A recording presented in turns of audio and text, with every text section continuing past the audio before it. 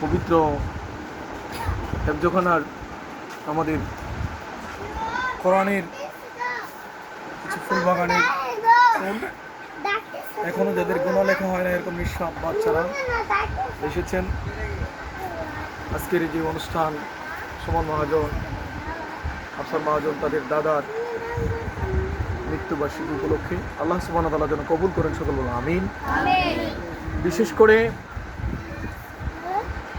রাসূল পাক সাল্লাল্লাহু আলাইহি সাল্লামকে একজন সাহাবী জানতে চেয়েছেন আইয়ুল ইসলামে খায়রুন, ইসলামের মধ্যে সর্বোত্তম আমল কোনটি ইয়া রাসূলুল্লাহ? আইয়ুল ইসলামে আইয়ুল আমালে ফিল ইসলাম। রাসূল সাল্লাল্লাহু আলাইহি সাল্লাম বলেছেন তুতঈমুত তাআম, মানুষকে খাদ্য খাওয়ানো, সুবহানাল্লাহ।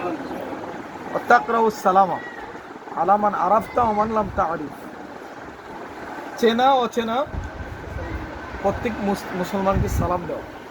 এই দুইটা বিধান, যাই হোক, এটা একটা অনেক বড় ফজিলতের কাজ।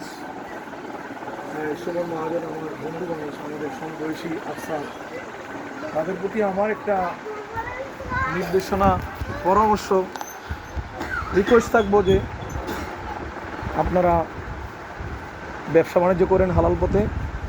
আমার যতটুকু জানা, আপনারা শুধু 5 ওয়াক্ত নামাজ পড়বেন, তাইলেই কি হয়ে যাবে, আপনাদের এই আমলগুলো যদি 5 ওয়াক্ত সালাতকে যদি একটি সংখ্যা পরিপূর্ণ ধরা হয়, 1 ধরা হয়, আর বাকি আমলগুলো শূন্য হিসেবে ধরা হয়, তখন শূন্যের মর্যাদা যদি 5টা শূন্য দেওয়া হয় একের ডানে 10, তাহলে 1 লক্ষ হয়ে যায়।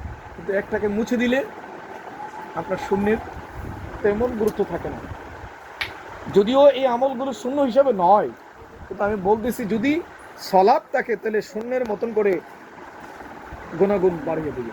একটা শূন্য কখনো 10 লক্ষ বাড়ায় দিবে, কখনো 1 কোটি বাড়ায় দিবে।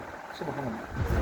আল্লাহ তাআলা যেন এর উসিলা করে সুমন মহাজনের দাদা দাদি, নানা নানি, ওনার আব্বা, ওনাদের বংশের যত মানুষ ঈমান নিয়ে কবরে চলে গেছেন, সকলের কবরগুলোকে যেন আল্লাহ পাক জান্নাতের বাগান বানায় দেন। আমিন। আল্লাহ আমাদের মাঝে দূর থেকে অনেক কষ্ট করে আমাদের সকলের প্রিয় হযরত মাওলানা মুফতি